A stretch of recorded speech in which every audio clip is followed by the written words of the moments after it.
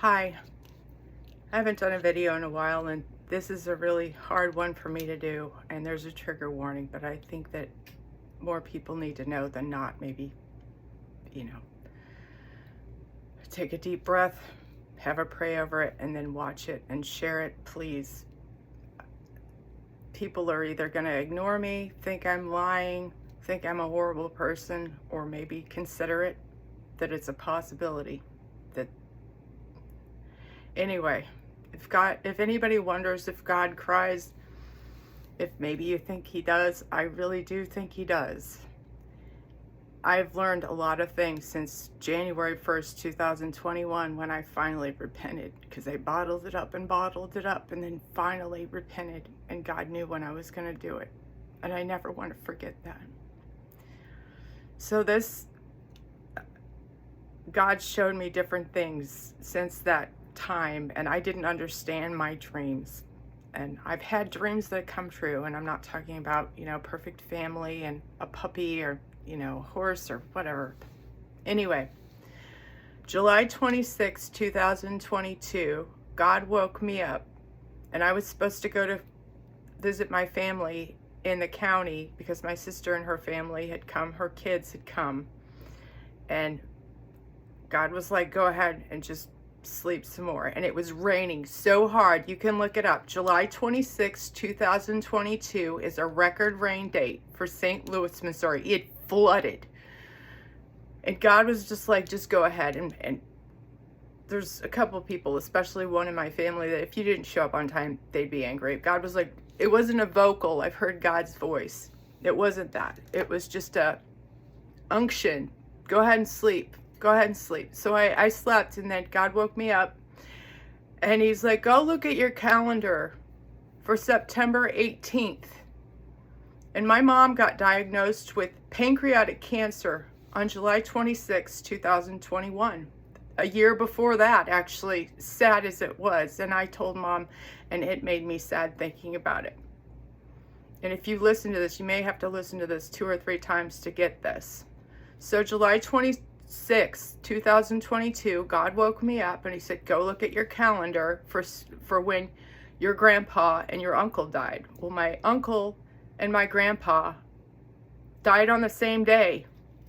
And I didn't write down on calendars. My mom was the calendar date person to put all the important dates on a calendar, but I knew she had pancreatic cancer, and with no symptoms. Prayer does work. It really does. Not always. Sometimes God just takes people home. But anyway, so July 26, 2022, I went and looked on my calendar, and I think he was like, go look and see when your Uncle Danny died. And I looked, and it said September 18th, 2019. That was before the virus, or whatever you want to call it, right? It was also... Anyway, so, and then underneath it, it said, my grandpa Woody, my mom's dad, died on the same day, September 18th, 1992, 27 years before that. You can look it up, maybe, if they haven't watched it from the internet yet. Elda Woodrow Miller, that's my grandpa. And my uncle's name is Daniel Henry Miller, both of Wabash, Indiana. September 18th, 1992, and September 18th, 2019. Now, when my uncle died, everybody was like, wow, that's weird. They both died on the same day. Well, God said, I have hardly anything left. I lived in Wyoming. I lived a very sinful life in Wyoming for 15 years, and I didn't get my stuff from my storage unit, which at the time I had plenty of money to go get. I didn't have a car that could make it, but I don't have any of that stuff, and I've gotten rid of most of the stuff that I brought here in my old beat up Subaru. But I did save my calendar from 2010, and it's not because I got married on July 24th, 2010. On July 26th, 2 days later, 2010, July 26, 2010, that was an anniversary for me also. That's when I conceived for the first time ever. So he said, go look at your calendar. See when you had your abortion. And this is hard, but I didn't want an abortion. At the time, I wanted a family. We had just gotten married. I was a nurse. I had quit my job because everybody was getting sick. My grandmas kept falling and having bleeding, and I wanted to spend time with them. So I quit my job and went back to my sinful job. And on my 2010 calendar, just like the thumbnail, September 18th, 2010 was my abortion in Fort Collins, Colorado. Well, let me tell you this. My grandpa was saved. I didn't know that until around the time Mom went home. But God gave me a dream. He's saved. And my uncle was saved through his, he had, I can't remember, it was a brain thing. Anyway, he had like brain cancer. But he believed in Jesus too. He's home. And I didn't know if I had a boy or a girl, but when I saw that, 2010, September 18th, 2010, and it said Yom Kippur on it. Today's Yom Kippur. I can't hold this in anymore because I've learned more since, and I know this is a lot, okay? Anyway, so 2010, September 18th, same day as my grandpa and my uncle died. 18 years after my grandpa died, 9 years before my Uncle Danny died. My baby was taken from me because nobody was going to defend me. I had dad issues. I'm going to put my video up that I took down because my heart's destroyed right now, worrying about my dad's salvation and my friend Dan. And there's a reason why I'm so adamant that you guys listen to Watchman Dan. I really am. He really does have a good heart. He may be rough around the edges. But anyway, I won't say anything more, but please listen to him. And he doesn't know this. Listen to the video on Rumble, Watchman Dan Trindell, what's in it. Anyway, I was on the table. I went back to my evil job as soon as I got married. I wasn't going to because we found out we were pregnant and I was going to call and cancel. I was going to work in North Dakota, and he said, we really do need the money. And he was lost too. We both were. I was bottling it up. I shouldn't have been doing anything that I was doing. And I didn't. I believed in Jesus, but he was so far back in my mind. I talked to him, but I never repented. That's the most cleansing thing you can do is repent. And it's the hardest thing, and I've told him, it's the hardest thing in the world to admit out loud to even yourself, if you don't believe in a God, what you did. What's the worst thing you ever did? Because God will listen to you. He cares. So when I came back from North Dakota after working for 2 weeks and talking to my baby and trying not to smoke or drink or do anything like that, and he said, can't we have a baby another time? When I'm scared, I suck wind. I don't defend myself. I am the mouthiest, meanest B word you can think of when I see some little kid being hurt or seeing somebody being mistreated, but when it's from me, and it wasn't me, it was another person inside of me. And he said, can't we have a baby another time? I sucked wind. So we set the appointment. I even paid for the damn thing. And we went to Fort Collins, Colorado on September 17th, 2010. And I remember parts of it, but not all of it.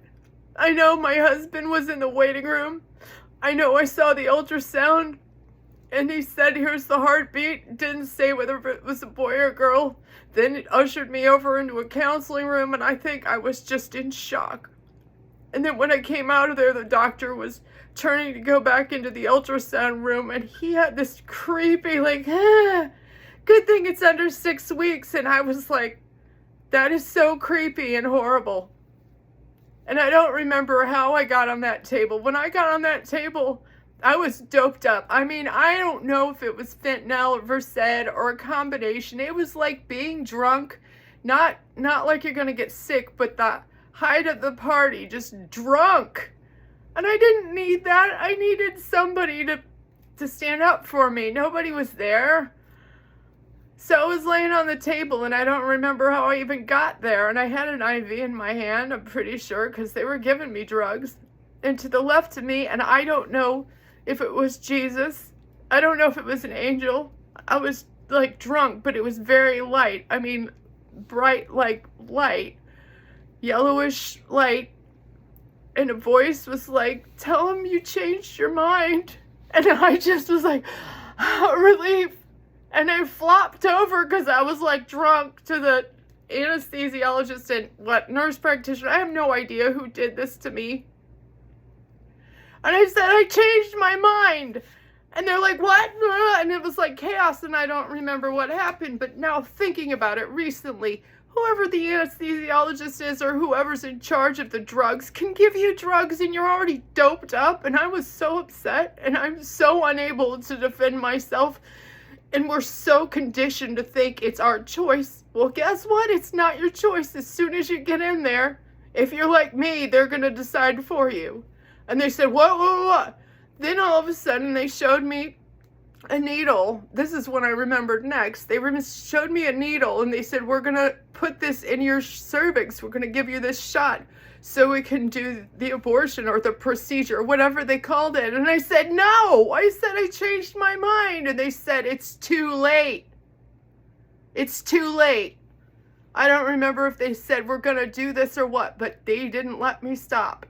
And God help me if they get this video up, they won't let me do a video over 15 minutes, and we're already almost at 12 if they're even recording this now. So then they did it, and I don't remember that part. And then I said, can I have the body? I was begging the body, and they said, "No, nobody's ever asked us that. Nobody." And they said, "No, we can't do that." And then this woman, who I ended up thinking, I was such an idiot. I mean, I have a list of things not to do and not to think. Showed me this vial. It looked like, it's a specimen vial, but it looks like a little film case, but it was clear cylinder, and it had like white tissue, and it looked just tiny pieces. And I thought my baby was dead until recently, because I think they lied. I went home. They sent me home with all these meds, Percocet or whatever. I didn't take any of them. I laid there and bled, and they said, "Use tons of pads." Well, they just lie about the whole thing. That wasn't a choice. They didn't let me change my mind, and God helped me and help was defending me, and they didn't listen. It wasn't a choice. And since then, I've learned horrible things. Well, so since then, I had a dream. I got 2 minutes left. If you can picture, this was at Regis University. I was in nursing school there. A lecture hall that could seat probably 100, but 50 people can sprawl out. They have desks that are, around like half circle with all the chairs. And at the front is whoever's giving the lecture. Well, at the back of it, this was this year. It was very clear. I was at the back. Donald Trump was in the very back row at the right-hand side. He was wearing his red tie and his regular dark blue suit, and his left arm was over the chairs and looking back. On the left side was an AMF mat, and I was obsessed with gymnastics as a kid. This is a gymnastics mat the Olympics use, gyms use for gymnastics. 6 inches thick, at least, always behind the vault or underneath the bars. There were men in black, military gear, full armor and shields and everything. And there was this baby, same color hair and 2 other dreams I've had, strawberry blonde hair. First dream, I thought it was Donald Trump. It's not. It's my little boy. He has the same hair color as my ex-husband. His eyes and his forehead were all blacked out. Nobody was comforting him. He was sitting on the AMF mat. Donald Trump knows. And this was a tattoo. But then up close at the end, I saw and I got to look at him, and he wouldn't open his eyes. A baby, a white baby with black tattooed eyes out. That baby they used for the abortion, for the coronavirus, they used his eyes. Can you imagine looking at your own 18-month-old son, white baby, with black tattooed eyes? Wouldn't open his eyes. Anyway, I'm almost at 15. Please share this. I'm not scared of man. I'm afraid of God. Jesus is coming.